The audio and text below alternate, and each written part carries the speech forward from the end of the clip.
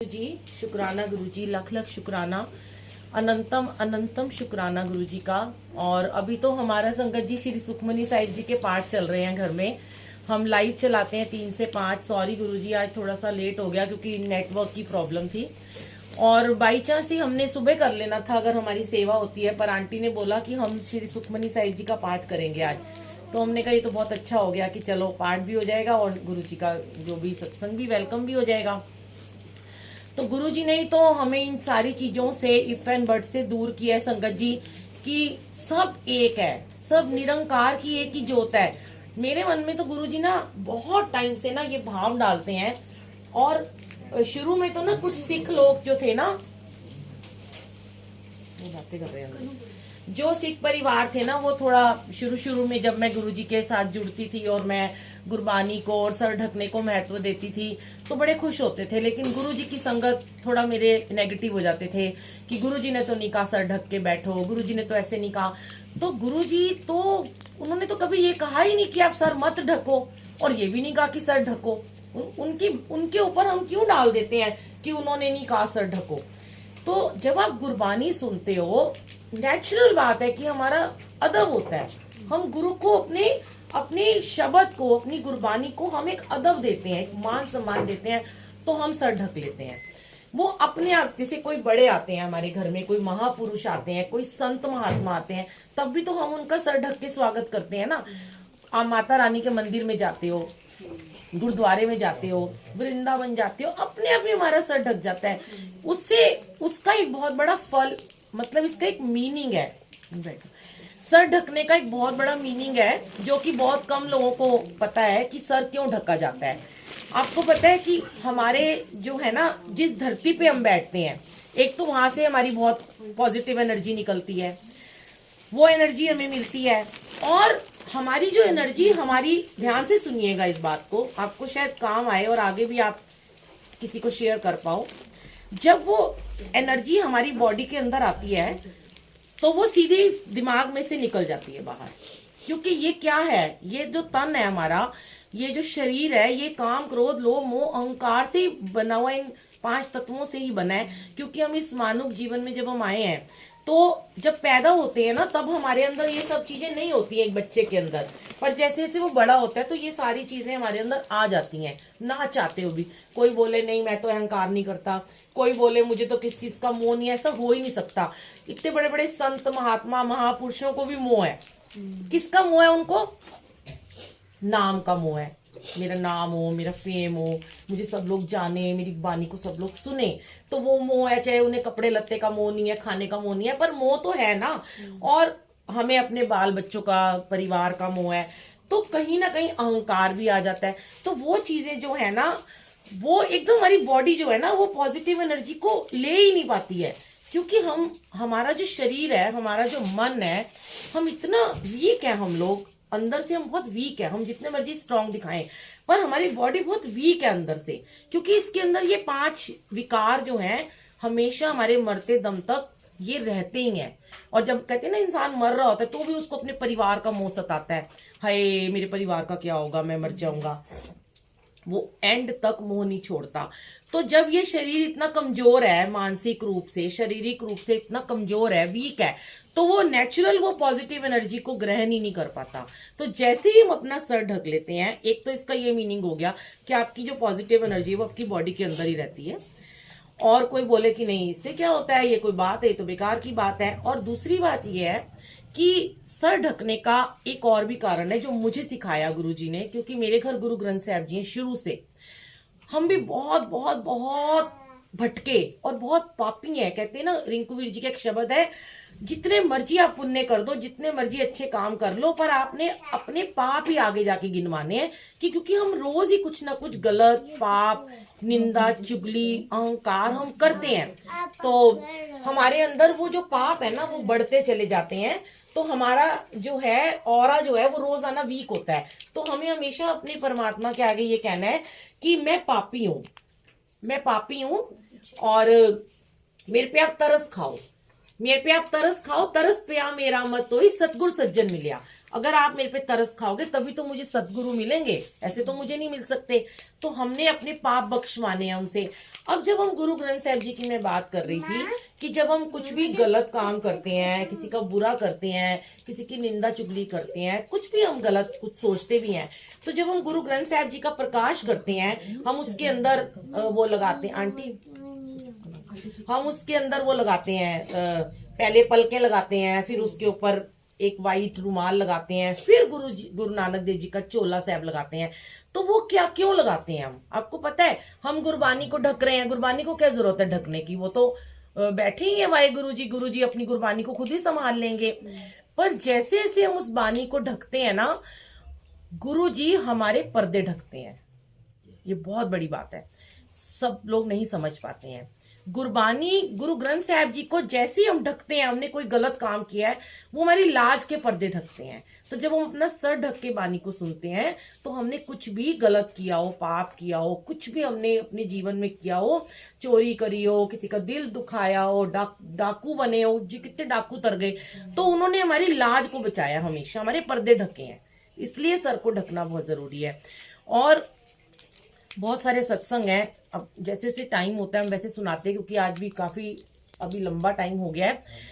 सबसे बड़ी बात है, सबसे बड़ा जो गुरुजी के सत्संग में दुश्मन है वो है आपका फोन है। नहीं छोड़ पाते हो। कितनी बार रोज गुरुजी मेरे को सेवा में भेजते हैं और रोज यही शेयर करवाते हैं, भाई थोड़ी थोड़ी देर में उठा उठा के फोन देखने का क्या मतलब होता है? अगर आपका फोन साइलेंट पे भी है तो भी देखते रहते हो। किसी का फोन तो नहीं आ रहा, किसी का मैसेज तो नहीं आ रहा, क्यों ऐसा आपने करना है? आप मत देखो ना फोन को। अगर आप देखोगे तो आपकी कॉल आएगी, आप उठ के बाहर जाओगे। अंकल को बोलो थोड़ी देर बंद कर दो ना, अनमोल बंद कर दो थोड़ी देर फोन। अनमोल अंकल, ये सत्संग ना मैं अपने लिए नहीं सुना रही हूँ, मैं सच में बता रही हूँ, क्योंकि ये मैं तो रोज ही बोलती हूँ, मेरा तो काम है बकबक करना। नहीं अंकल, मैं तो रोज बोलूंगी और बोलती चली जाऊंगी और चली जाऊंगी अपने घर, क्योंकि मेरा काम है। मेरी बकबक सुनोगे तो कुछ ना कुछ आंसर आपको मिलेगा ही मिलेगा, क्योंकि हम जो है ना, हमारा काम है सत्संग सुनाना। मेन बात है किसको कौन सा आंसर मिलेगा वो आप नहीं अभी समझ पाते हो, फिर वो गवा दोगे, फिर सोचोगे ओहो आंटी ने ऐसा क्या बोला था, शायद वो मेरे काम का होता। तो कोई भी अंकल आंटी जब सत्संग सुनाते हैं वो अपने लिए नहीं सुनाते हैं, वो गुरुजी उनसे सुनवाते हैं, और उसमें कहीं ना कहीं आपके क्वेश्चन के आंसर जरूर छुपे होते हैं। तो फोन की बात जो कर रहे हैं हम, अगर आप फोन को देखोगे, आपका फोन आ रहा है तो आप उठ के बाहर जाओगे ही जाओगे, क्योंकि आपने देखा किसका फोन आ रहा है। अब हम बड़े बोल नहीं बोलते हैं, हम यहाँ पे जब आते हैं सेवा में, हमारा फोन सत्संग शुरू होने से 10 मिनट पहले एयरप्लेन मोड पे चला जाता है। आपको पता है एयरप्लेन पे ना कोई फोन आएगा ना कोई मैसेज आएगा। अब जब तक सत्संग खत्म नहीं हो जाएगा, जब तक ये सब लंगर नहीं हो जाएगा, डांस वांस सब नहीं हो जाएगा, समझ लो 3-3.5 घंटे हमारा फोन बंद रहता है। तो ऐसा तो नहीं है कि हम लोग, हमारे घर में काम नहीं है, हम काम नहीं करते हैं, हमारे भी बहुत सारे काम होते हैं। और सबसे बड़ी बात, गुरुजी ने अपने टाइम में ये सिखाया, बहुत सारी संगत को आंसर दिया था। कुछ संगत गुरुजी करने जब लोगों के घरों में जाते होते थे, अपने चोले में थे, तो वहां पे भी गुरुजी कहते थे फोन बंद कर दो। तो एक बार किसी के घर में डेथ हो गई थी और उनका फोन बंद था, और उन्होंने तो बड़ी बातें सुना दी, इधर उधर जाके निंदा चुगली करने लगे, क्योंकि उनको तो नहीं पता था ना गुरुजी चोले में भगवान है, रब है। आज सबको पता है गुरुजी महाशिव है, परमात्मा है। तब उनके टाइम पे लोग कहाँ इतना उनको मानते थे, जो मानते थे वो मानते थे, कुछ नहीं मानते थे। कहने लगे बताओ अगर गुरुजी ने हमारा फोन ना बंद कराया होता तो हमारी तो मदर इन लॉ की डेथ हो गई है, हम तो चले जाते टाइम पे, अब घर वाले बातें सुनाएंगे, क्या हो गया, ये हो गया, वो हो गया। इसलिए लोग फोन बंद नहीं करते कि कोई दुख सुख ना हो जाए। तो गुरुजी ने कहा कि जाने वाला तो चला गया, अब वो वापस तो नहीं आएगा, तू चाहे आधे घंटे बाद पहुंच।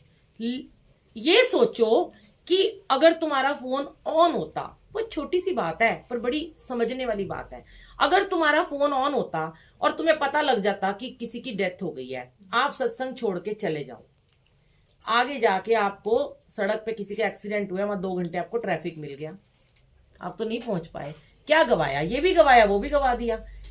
अब वहां पे जाके एक्सक्यूज दे दोगे कि मैं ट्रैफिक में फंस गया था, तो लोग मान जाएंगे। लेकिन अगर आपने ये कह दिया कि मैं तो सत्संग में बैठा था, तो आपको 1000 बातें सुनने को मिलेंगी, तो सुन लो ना। फिर सत्संग के लिए सुनने में क्या बुराई है? ये सुन सकते हो मैं ट्रैफिक में फंस गया था, तो ये सुनो कि भाई मैं तो मालिक के साथ बैठा था, मेरा तो फोन ही बंद था, क्योंकि मुझे हुक्म है, मुझे अपने फोन को स्विच ऑफ ही करना है, साइलेंट पे भी नहीं करना। फोन उठ के बाहर जाते हो जब आप, तो लोगों को डिस्टर्ब भी करते हो, टक्कर मारते हुए जाते हो, वो आपको उठ के देखते हैं, फिर उनका भी दिल करता है हम भी अपना फोन देख ले, कहीं हमारा तो नहीं कुछ जरूरी कॉल आ रहा। तो ऐसा नहीं करते हैं। सबसे प्रॉब्लम गुरुजी को फोन से होती है, फोन मत यूज किया कीजिए। और एक और बात, जब मैं यहाँ पे आई थी तो आंटी का और हमारा तो बहुत पुराना रिश्ता है। मुझे वैसे मैं बताऊं, मुझे इन आंटी का आज तक नाम भी नहीं पता। थोड़ा नाम की है ओए होए, मैंने कहना थी कुड़ी का नाम पता है, सिमरन, क्योंकि उसने हमें मिलवाया था। तो वो सत्संग आंटी मुझे कह रही थी आते ही कि आप जरूर शेयर करना। मैं थोड़ा सा जरूर शेयर करती हूँ, क्योंकि वैसे तो हमें भी लेट हो रहा है, पर कोई बात नहीं, वो जरूरी है। हमें आते ही ये सुनना चाहते थे। जब मैं ये मेरा यहाँ पे ना शालीमार बाग में स्टूडियो था, पहले इधर था झूलेलाल मंदिर के पास, फिर हमने ये केला गोदाम पे खोला था। तो मैं भी गुरु जी से बहुत जुड़ी हुई थी और मैं पूरा दिन शुक्राना शुक्राना सुनती रहती थी। और मेरे पास जो भी आता था तो वो यही कहता था कि आप गुरु जी से जुड़े हो, उसको लेके जाना मंदिर और सबको जोड़ना। तो ये आंटी तो सरदारनी है। उन दिनों शायद ये मेरे को लगता है बहुत नए नए जुड़े होंगे, जुड़े मतलब 6 साल हो गए। हाँ, मतलब आप थोड़ा उस समय कम था आपका, इतना नहीं था गुरु जी के प्रति की सत्संग में जाना या मंदिर जाना, वैसे आप मानते थे गुरु जी को। तो चलो ज्यादा जुड़े, कोई गल नहीं, ਤੁਹਾਨੂੰ नंबर ज्यादा मिल जाते।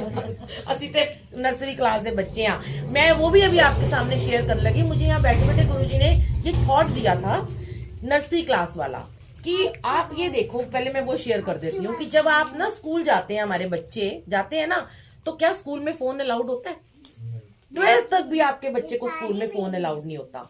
टीचर कहती है फोन क्यों लेके आए, कोई चोरी से लाता है तो उसको डांट पड़ती है, उसके घर में कंप्लेंट होती है, उसका फोन ले लिया जाता है। हम गुरुजी की संगत तो नर्सरी में भी एडमिशन नहीं अभी हमारा हुआ, अभी तो हम बच्चे हैं छोटे से, हम क्यों फिर यहाँ फोन का यूज करते हैं? हम इतने बड़े हो गए हैं कि हम फोन यूज कर सकते हैं, हमारे गुरुजी बैठे हुए हैं और हम फोन का इस्तेमाल कर रहे हैं। नहीं, हम स्टूडेंट हैं, अभी बच्चे, एडमिशन भी नहीं हुआ हमारा। ये भी आप याद रखो कि जैसे अपने बच्चों को मना करते हो, ऐसे पहले खुद फॉलो करो ये बात, तब अपने बच्चों को आगे से मना करना, फोन का यूज मत करो, वरना आज जाते ही 5 साल के बच्चे को फोन लेके देना नया, ठीक है ना। और आंटी का सत्संग था कि आंटी, हमारा वहां पे बुटीक भी था, तो आंटी वहां पे आए और ऐसी बात हुई, कपड़े वपड़े देखने लगे और मेकअप की बात हुई। तो आंटी ने कहा कि ऐसे से बड़ी प्यारी इनकी बहुत सुंदर बेटी है, बहुत ही खूबसूरत है, गुरुजी ने उसे बहुत बख्शिश दी है। तो उसके मेकअप की बात हुई और मैंने उसका ब्राइडल मेकअप बुक करा, क्योंकि इस इलाके में मैंने कभी ब्राइडल मेकअप पहली बार किया नहीं था। वैसे तो मैं करती आती थी, पर यहाँ शालीमार बाग में वो मेरा फर्स्ट ब्राइडल मेकअप था। तो मैं बड़ी खुश हो गई। इनका हमने थोड़े कपड़े वपड़े जो भी 1-2 चीजें बनाई थी और उसके बाद वो आ गई। तो जैसे ही वो, उसका मेरा बहुत प्यार हो गया था। तो जब वो आई, जब वो दुल्हन बनने आई जिस दिन, तो मैं उसको जब उसका फेस क्लीन करने लगी, तो मैंने ना उसके गले में ना ये वाली गुरुजी की माला, ये उसने मुझे दी हुई है, ये मैंने उसके गले में देखी। तो मेरे पास ना उन दिनों कोई माला नहीं थी, उन दिनों कोई इतना देता भी नहीं था, लॉकेट वॉकेट कम होते थे। तो मैंने ये माला बहुत शाइन उस टाइम करती थी, तो मैंने बोला, हाय सिमरन तेरी माला कितनी सुंदर है, तुझे किसने दी है? उसने चूड़ा पहना हुआ था। तो कहती है, आंटी है ना मेरी मासी ने मुझे, बुआ ने आज ही पहनाई है चूड़े के टाइम पे, आप ना मुझे दुनिया की सबसे सुंदर दुल्हन आज बनाना, मैं ये माला ना आपको देके जाऊंगी। अच्छा जी, जय गुरु जी। और मेरे मन में तो वो कहते हैं ना, गुरु जी के प्रति तो लालच होता ही है, कोई इतना सा ब्रेसलेट भी देता है और कह दे कि इसके बदले ये काम कर दो, तो हम तन मन वार देते हैं। मुझे नहीं पता मेरे में क्या आर्ट थी, क्या था। वो लड़की सुंदर थी, वो गुरुजी सुंदर थे, गुरुजी काम करवाते चले गए और मेरे मन में ना उसका मेकअप करते हुए ना बस एक ही बात घूम रही थी कि आज ना ये दुनिया की सबसे सुंदर लड़की लगे, ताकि ये माला मुझे देख के जाएगी। और मैंने उसको दोबारा नहीं बोला, मैंने कहा कि आंटी बड़ी लालची है। और मैंने सोचा चलो गुरुजी दे देगी तो दे देगी, नहीं देगी तो कोई बात नहीं, दे देगी, वैसे मुझे ऐसा लग रहा है। तो मुझे लग रहा था कि ये भी, इसको तो ब्लेसिंग, मैंने कहा नहीं बेटे, ये ना आपको ब्लेसिंग मिली है, आपकी शादी है, आप रखो, मुझे दूसरी ला देना। तो कहती नहीं आंटी मैं दे के जाऊंगी। मैंने कहा नहीं ये तू ही रख ले। मेकअप हो गया, तैयार हो गई, आंटी आए, बहुत बहुत बहुत सुंदर वो लड़की लग रही थी, बहुत रूप चढ़ा था उसको। और जब मैं उसे गले में सेट पहनाने लगी हैवी वाला, तो उसने मुझे ये माला उतार के मेरे गले में डाल दी। मैं तो एकदम निहाल हो गई। मैंने कहा हाय गुरुजी, आज तो मेरे को ऐसा खजाना मिला है कि ये मेरी पहली ब्लेसिंग थी गुरुजी की। ना मेरे पास तब कोई ब्रेसलेट था, ना कोई छोटा लॉकेट था, स्वरूप तो था मेरे पास जो मुझे बड़े मंदिर से मिले हुए थे, वो लगा रखे थे, माला नहीं थी मेरे पास। फिर मैंने माला का सत्संग क्यों मैं शेयर कर रही हूँ, ये थोड़ा सा 5 मिनट आपके लूंगी मैं। ये नहीं कि ये नॉर्मल माला है, ये उसने मुझे दे दी, उसकी शादी हो गई, हम बात करते रहे, मैसेजेस करते रहे, वो चली गई अपने घर में। अब मैंने ये माला सवेरे अपने घर से निकलना, तैयार होके और पहन के स्टूडियो में आ जाना। अब जो आता, आपकी माला बड़ी सुंदर है, मैं हर एक को बताती कि मुझे सिमरन ने दी, पूरा मैं सुनाती उसको। फिर मैं बड़े मंदिर जाती थी, जब वीक में 2-3 बार जाती थी, वीरवार भी, सोमवार भी, शुक्रवार भी। तो मैं जब लंगर खाती थी बैठ के, तो जो मेरे सामने 4 लोग बैठे होते थे, तो उनमें से मुझे 1-2 आंटियों ने 2-3 बार बोला कि आंटी आपकी माला बड़ी सुंदर है, इस माला में ना ऐसे लगता है गुरुजी की आंखें बोलती हैं। मैंने कहा हाँ मुझे भी लगता है। तो मैं ऐसे ना इसको छुपा लेती थी, इनको नजर ना लग जाए किसी की। पर ना बहुत लोग मुझे बोलते कि तुम्हारी माला बहुत अच्छी है। तो फिर एक बार की बात है, हमने थोड़े दिन बाद ही ना, जैसे कहते हैं किसी को कनेक्शन किसी के साथ गुरुजी ने जोड़ना होता है, तो गुरुजी माँ बुलाते हैं। थोड़े टाइम मैंने वो मेरा सत्संग बाद में सुनाऊंगी कि मुझे वो जगह कैसे गुरुजी ने ब्लेस की थी, वो बहुत अच्छा सत्संग है, फिर कभी सुनाऊंगी। पर वहां से 3-4 महीने बाद ही गुरुजी ने मेरा वो स्टूडियो बंद करा दिया और मुझे रानी बाग में एक बुटीक और वहां पे एक स्टूडियो खुलवा दिया। अब मैं जब वहां पे बहुत अच्छा मेरा चलने लगा मेन मार्केट में, तो मेरी गली में ही ना हमने बुटीक की वर्कशॉप बनाई हुई थी। अब उस गली में ही कुछ लोग आते जाते रहते थे। तो एक दिन अचानक ना न्यू ईयर था, ये शादी कब हुई है इसकी, सितंबर में, अक्टूबर में हुई है। तो दिसंबर में मैं वहां चली गई थी। तो 31 दिसंबर का हमारे क्लब का प्रोग्राम था, और उससे 2-3 दिन पहले एक नेगेटिव सी लेडी थी, वो ना गली में से निकलती थी और हमारे बुटीक में आती थी, और बातें करते करते ना मुझे जैसे ही वो अंदर घुसी ना संगत जी, पहला उसने मेरे कपड़े वपड़े देखे और बातें की, और मैं ऐसी कुर्सी पे इधर बैठी हुई थी, माला मेरे गले में थी। मुझे कहती है आंटी आपकी माला बड़ी सुंदर है। तो मैंने कहा हाँ है तो बहुत सुंदर, इसका भी सत्संग है। तो मैंने उसको सत्संग सुनाया, तो लास्ट में मुझे कहती है आप ना अपनी ये माला मुझे दे दो। मैंने कहा ये तो मैं आपको नहीं दे सकती हूँ, ये माला भाई मेरे को किसी बच्चे ने ब्लेस करके दी हुई है, फिर कभी होगी मैं तुम्हें दे दूंगी। कहती है नहीं आप मुझे दे दो। मैंने कहा नहीं मैं नहीं दे सकती। वो चली गई। मुझे थोड़ी नेगेटिविटी आई उससे कि इतनी जिद क्यों कर रही है।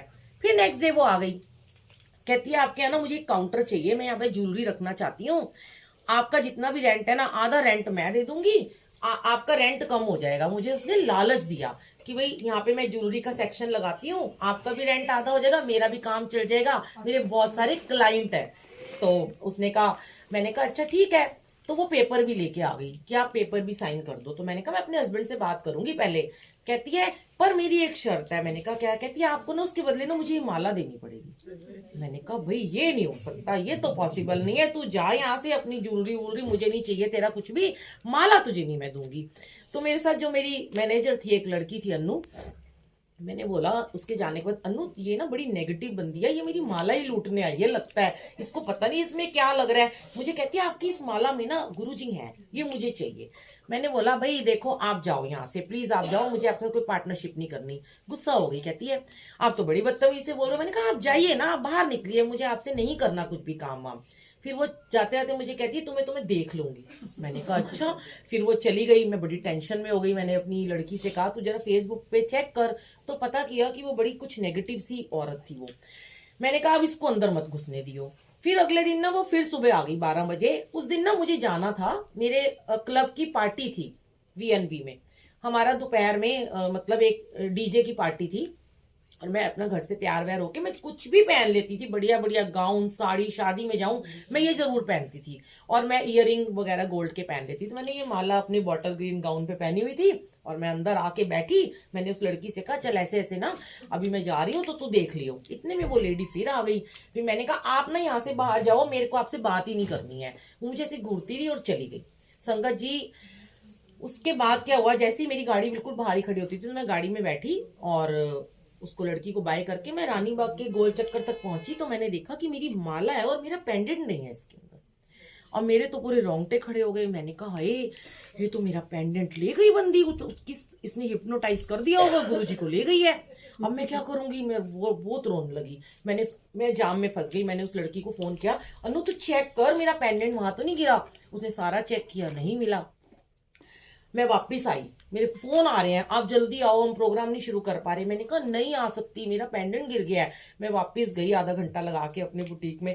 मैंने सारे कपड़े 2 घंटे लगा के एक एक कपड़ा छाना, जमीन पे झाड़ू, हमें पेंडेंट नहीं मिला। मेरा चेहरा उतर गया, मेरा एकदम मूड खराब हो गया। मैंने कहा मैं जाऊंगी नहीं अब फंक्शन में, गुरुजी मुझे तो ये वाला पेंडेंट चाहिए। ये मुझे वो बच्ची ने मुझे ब्लेस करके दिया है, मुझे नहीं पता, मुझे ये पेंडेंट चाहिए, कैसे भी आप मुझे ढूंढ के दो, मैं तो मर जाऊंगी इसके बिना।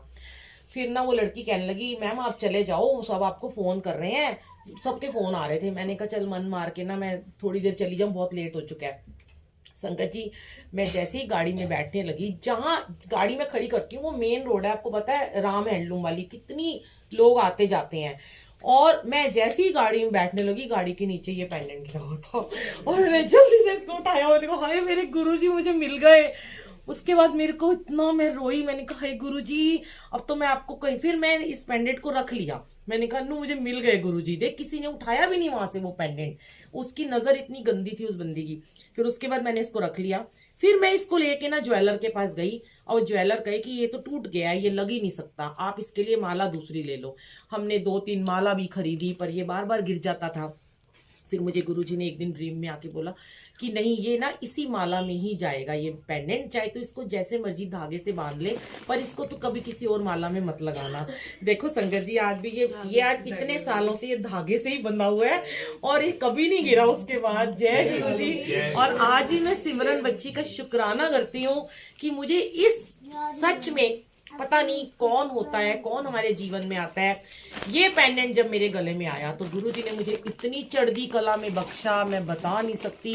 मेरे सारे काम होने शुरू हो गए, हर प्रसाद दे दो आप उनको, सारे काम होने शुरू हो गए, सारे के सारे रुके हुए काम होते चले गए। ये नहीं होता कि हमें कोई एक पहली ब्लेसिंग जो होती है ना वो एक अनमोल ही होती है। मैंने देखा है बहुत चीजें मिली, बाद में बड़े सारे पेंडेंट मिले, बड़े ब्रेसलेट मिलते हैं, सब कुछ होता है, पर इसके साथ एक मेरा अलग ही लगाव और प्यार है। और जब भी मुझे कहीं खास जगह, जैसे मेरी डॉटर की एंगेजमेंट थी छोटी की, तो मैंने बहुत हैवी बड़ी महंगी साड़ी पहनी, उसको मैंने ये माला पहनी। और जब मैं स्टेज से परफॉर्मेंस करके उतरी, 400 लोग थे, ससुराल वाले ही मुझे कहने लगे ये ना ऐसे से उछल रहा था पेंडेंट, जब मैं डांस कर रही थी ना उस पे गाने पे, कोई शहरी बाबू दिल लहरी पे मैं डांस कर रही थी। तो मुझे लोग कह रहे हैं गुरुजी को मानते हो? मैंने कहा कैसे बता? कह रहे आपका पेंडेंट डांस कर रहा था। इतनी मैं खुश होती हूँ कि जब इस पेंडेंट की वजह से कितनी संगत को गुरुजी के बारे में बताते चले गए कि गुरुजी हैं। बीच में थोड़ा टाइम नहीं पहना था पर अब फिर गुरुजी पहनवा रहे हैं। शुक्राना आज गुरुजी ने ये वाला भी सत्संग शेयर करवा दिया। बाकी तो मालिक के बहुत सत्संग है। अब इस समय मैं थोड़ा लेट हो रहा है ना, तो आंटी की एनिवर्सरी भी है। मुझे भी आज सत्संग शेयर करना है आपकी माला से रिलेटेड। हाँ जी, अभी आप भी करो। और मैं आज सोनिया आंटी का थोड़ा सा एक छोटा सा हुक्म हुआ था कि एक शब्द की 2 लाइनें सुननी है। और वैसे आज बसंत पंचमी है, सबको मुबारक हो। इतना 2 घंटे हो गए थे तो हम बसंत का नहीं लगा पाए थे संगत जी।